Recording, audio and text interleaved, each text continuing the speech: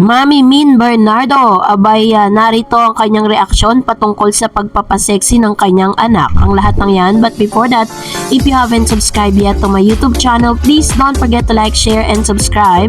At i-hit mo na rin ang notification bell for more showbiz updates.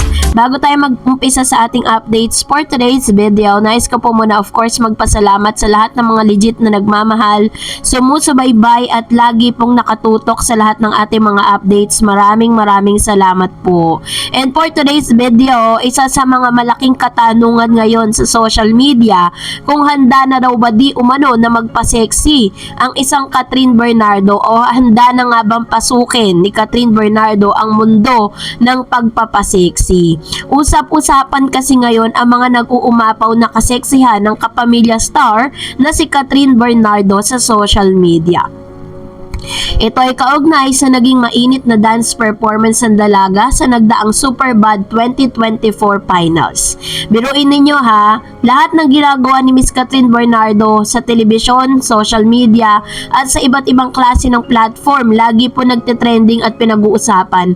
Ito po, it only means na ganun kasikat at ka-prominent ang pangalang Catherine Bernardo. Nitong Martes ng July 9, nagkalat sa social media ang ilang mga larawan, maging ang mga video clips kung saan makikitang ang super hot dance performance ni Catherine na talagang nagpa-wow sa madlang people.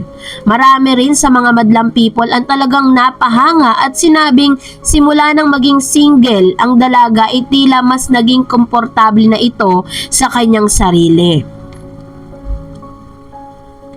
Samantala, ibinahagi daw naman di umano ni Catherine sa kanyang speech na ang kanyang best version ng sarili ay nagsimula sa kanyang growth bilang tao.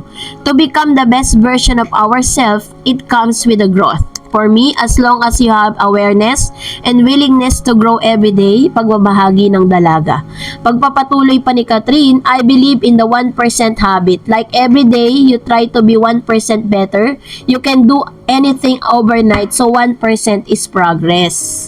Super proud din naman ng kanyang ina. Ito na, kasi hinahanap po kasi ng ilang mga supporters at ilang mga bashers, no? Kasama na natin yung mga bashers si Catherine kasi matapos lumabas ang mga super hot dance moves and super hot na mga photos si Miss Catherine Bernardo na pinagpiestahan po sa social media, ay talaga namang ang dami pong mga talagang nang judge at talagang kung ano-ano nang pinagsasabi kay Miss Catherine Bernardo.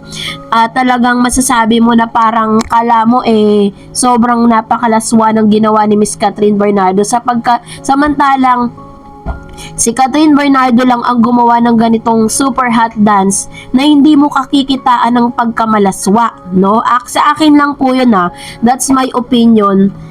Habang pinapanood ko po lahat to, ginawa niya po yan with passion at nakita natin na ginawa niya ito dahil talaga namang pinakita niya yung other side of Catherine Bernardo. At napakaganda lang kasi kumbaga she's starting to to level up, to grow up, 'di ba? Yung kanyang career, hindi lang siya basta magaling sa pag-iyak, no? But pinakita niya rin na talagang she nailed it.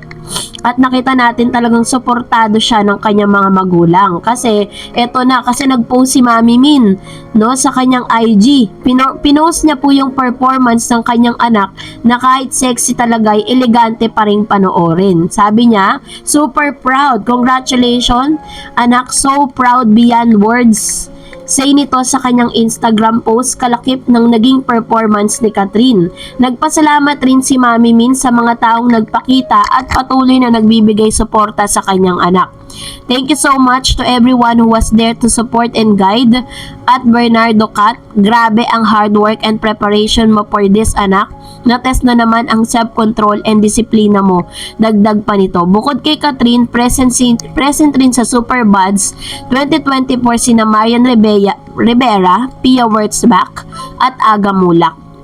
Samantalang hindi naman ito ang kauna-unang pagkakataon na nag-perform ng sexy dance ang kapamilya actress dahil nag-viral rin talaga matapos ang kanyang water performance ilang buwan matapos ang kumpirmasyon na hiwalay na sila ng kanyang ex-boyfriend na si Daniel Padilla. So, super proud naman po si Mami Mino. Wala naman po siyang any bad comments with regards dito po sa usapin na pagpapasexy di umano ng kanyang anak. At dahil dyan, mag-react tayo sa mga komento ninyo. Unahin natin ang isa sa mga nag-comment, no? Sabi niya, trabaho lang naman ang ginagawa ni Catherine sa pagpapasexy niya. Pag off-cam na, balik na. Balik na, let's sa pagiging Catherine niya, si Kat.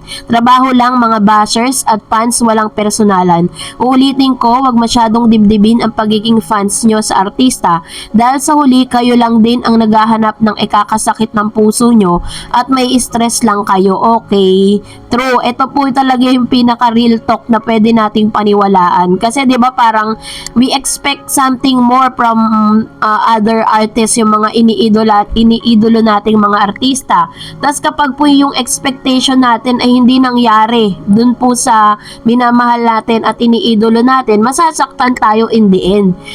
Iniidolo natin sila hindi po para kontrolin yung mga buhay nila, but iniidolo natin sila dahil meron tayong something na nakikita sa kanila na nakaka-inspire. Ganun dapat yung perspective natin.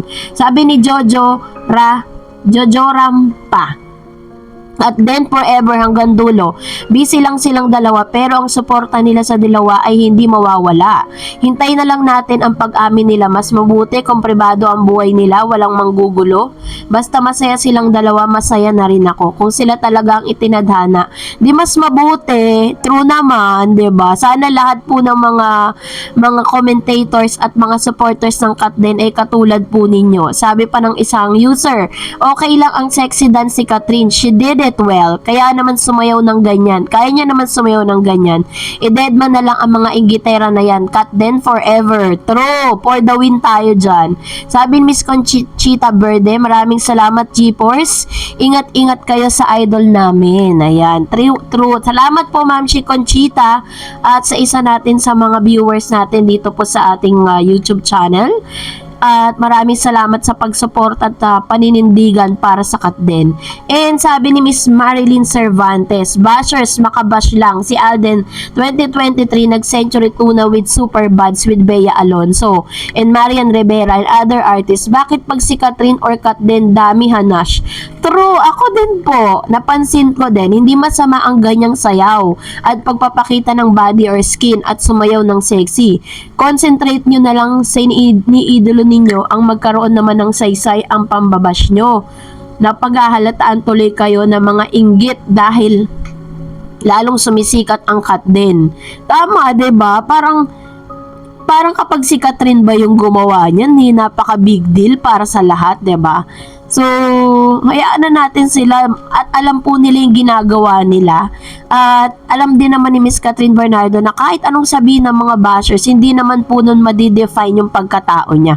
Sabi ni Miss Alice Calisin, okay lang magpa-sexy, di naman bastos. Higit sa lahat, bagay sa kanya, innocent sexy, may ibubuga naman at super yaman dahil milyones ang inaakyat niyang pera. Yan ang wala ang mga bashers, kaya himutok sila sa inggit. Ayan, true naman, 'di ba? Ako rin po, yun din yung sinabi ko sa inyo the last time, 'di ba? Wala namang kabastos-bastos sa ginawa niya. And another comments from CCY. Kung sila pa din ni Daniel, Kat will not be able to do what makes her happy. Tigilan niyo si Kat. She's 28 years old. Hindi na siya patwitams. Kailangan din niya na mag-explore a new genre, a new avenue of her capacity being a celebrity. As long as wala siyang tinatapakang ibang tao, she work hard for her fit body. She has the right to flaunt it graciously. Also, the dance was appropriate for the time. Kesa naman magpa-liposuction siya. Catherine body is very toned because of her. Yun, 'di ba? Marami pinaparinggan siya, no? Sabi pa ng isa, perfect job, well done. Idol Queen Kat, more blessing and keep smiling. Sabi ni Ma'am si Annabelle, Catherine is sexy, napakaganda niya habang sumasayaw. She looks respectful. Very true. And Miss Isabelita, Hindi naman siya hubad para ka lang nasa beach. Catherine is my idol. Kayo mga bashers, huwag kayo makialam sa buhay ni Catherine. She's still decent girl. It's part of her job. Yes. And that's it for today. For more videos and updates, please don't forget to like and subscribe. And please don't forget to follow my Facebook page, Dar Eds TV. God bless everyone.